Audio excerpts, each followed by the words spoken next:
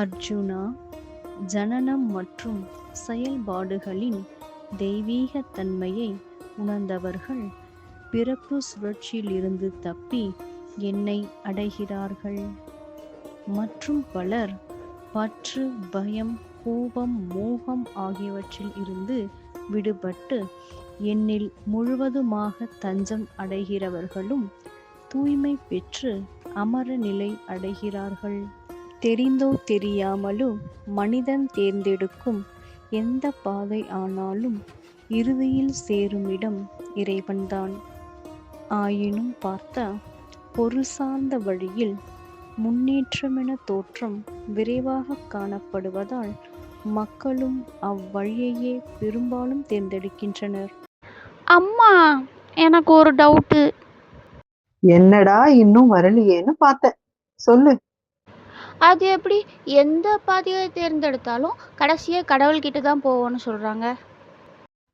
ஆமா, அதுல என்ன டவுட் உனக்கு?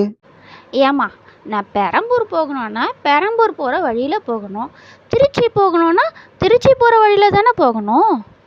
என்னம்மா நியூஸ் ரீல்ஸை நிறைய பாக்குறியோ? பெரம்பூரையும் திருச்சியையும் சேர்த்து வச்சு பேசுற. சரி, கம்மிங் டு த பாயிண்ட். நாம யாரு? ஆத்மா. ஆத்மாவோட டியூட்டி என்ன? கடவுள் அடையிறது. அப்போ அதுதானே டெஸ்டினேஷன். ஆமா. அப்போ அங்கதானே போவோம். ஆமா, ஆனா என் டவுட் அது இல்லையே. வேற என்ன டவுட்டு? மா, 3 சாப்டர் படிச்சிருக்கோம்ல, கடவுள் தான் டெஸ்டினேஷன், அதில் எனக்கு டவுட் இல்லை. ஆனால் எந்த பாதையை எடுத்தாலும் கடவுளை அடைய முடியும்னு சொல்கிறாங்களே, அது எப்படி? ஏமா, ஒரு கூகுள் மேப்பே நீ தப்பான ரூட்ல தப்பான டைரக்ஷன்ல போனா கூட ரூட்டை மாத்தி நீ போக வேண்டிய இடத்துக்கு கொண்டு போய் விடுறது இல்லையா? நீ எத்தனை தடவை தப்பு பண்ணாலும் அத்தனை வாட்டியும் ரூட்டை மாத்தி மாத்தி கொடுக்கறது இல்லையா? அது டெக்னாலஜி, அதனால ரூட்டு கரெக்டாக மாற்றி மாற்றி கொடுக்குது. என்ன பெரிய டெக்னாலஜி? அது விஞ்ஞானம்னா இது மெஞ்ஞானம். உன் மேல எந்த அக்கறையும் இல்லாத கூகுளே அதை செய்யும் போது உன்னை படைச்ச கடவுளுக்கு அதை செய்ய முடியாதா? அம்மா, ஆரம்பிச்சிட்டிங்களா? ப்ராக்டிக்கலாக பேசுங்கம்மா, அதுவும் இதுவும் ஒன்றா? ஆல் ரோட்ஸ் லீட் டு ரோம்னு ஒரு பழமொழி இருக்கு, தெரியுமா? தெரியும், ஆனால் அதுக்கும் இதுக்கும் என்னம்மா? அப்படித்தான் நாமளும். நாம என்ன பண்ணாலும், எவ்வளவு பெரிய ஆளா இருந்தாலும் எல்லாருக்கும் முடிவு ஒண்ணுதான். புரியலையே, கொஞ்சம் விளக்கமா சொல்லுங்களேன். ஆத்மானா நீ ஃபர்ஸ்ட் என்னன்னு நினைச்சிட்டு இருக்க? ஏம்மா, ஆத்மானா நாம தானே, நம்ம சோல் தானே. ஆத்மாங்கிறது பரமாத்மாவோட ஒரு பார்ட்.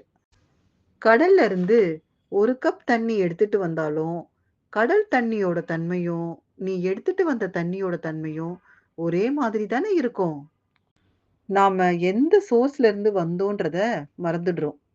மறுபடியும் அதே தன்மையை ரீச் பண்றது தான் நம்ம டாஸ்கே. அதை நானும் ஒத்துக்கிறேன், ஆனால் அதுக்கு இதுதான் வழின்னு இல்லையா? எந்த வழி போனாலும் எப்படி ரீச் பண்ண முடியும்? கடவுள்ன்றது என்ன? அவரோட தன்மை என்ன சொல்லு. மூக்குத்தி அம்மன் படத்துல ஒரு பாட்டு பார்த்தேனே வரும்ல, அதுல கடவுள் எப்படி பார்க்கலாம்னு வரும், கேட்டிருக்கியா?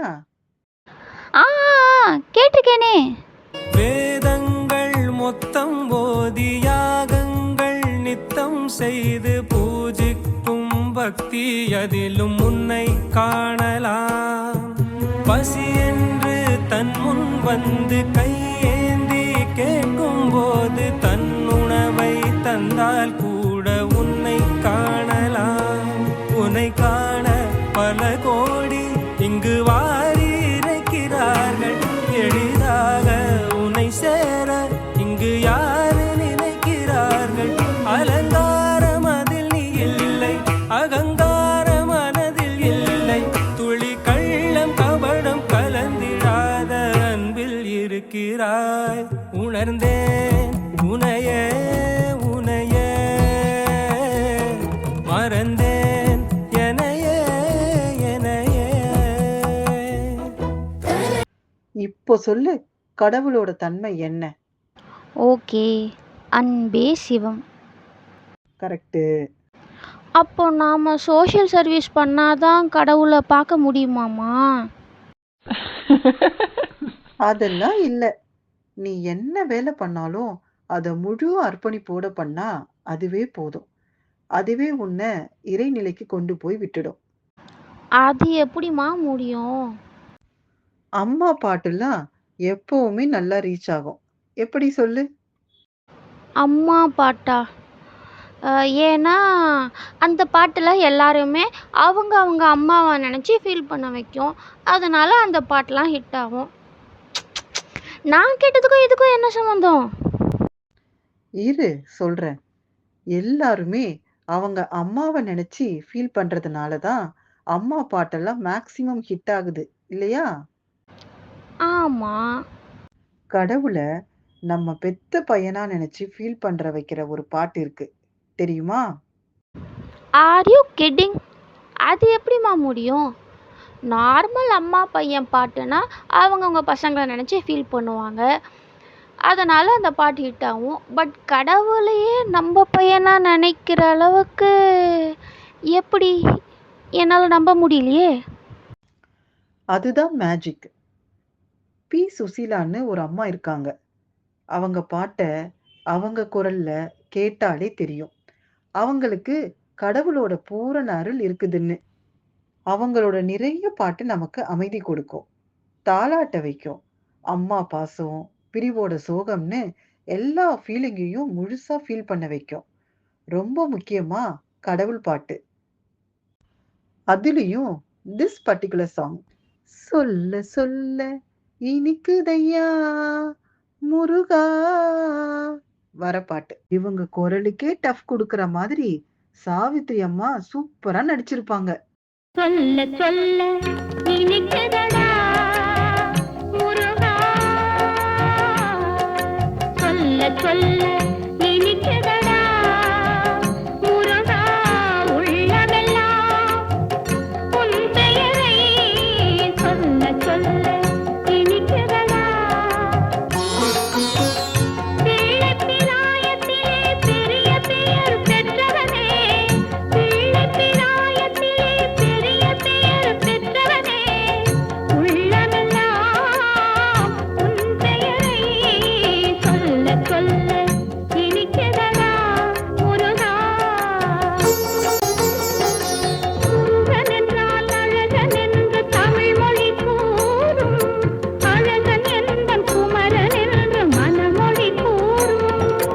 உயிரினங்கள் ஒன்றை ஒன்று வாழ்த்திடும் போது, உயிரினங்கள் ஒன்றை ஒன்று வாழ்த்திடும் போது, அதன் உள்ளிருந்து வாழ்த்துவது உன் அருளன்றோ கந்தா, உன் அருளன்றோ முருகா.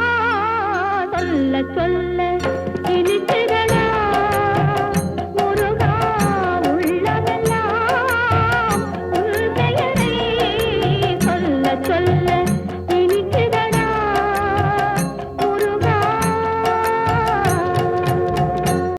இப்ப சொல்லு, இந்த பாட்டுல நீ கடவுளை உணர்ந்தியா?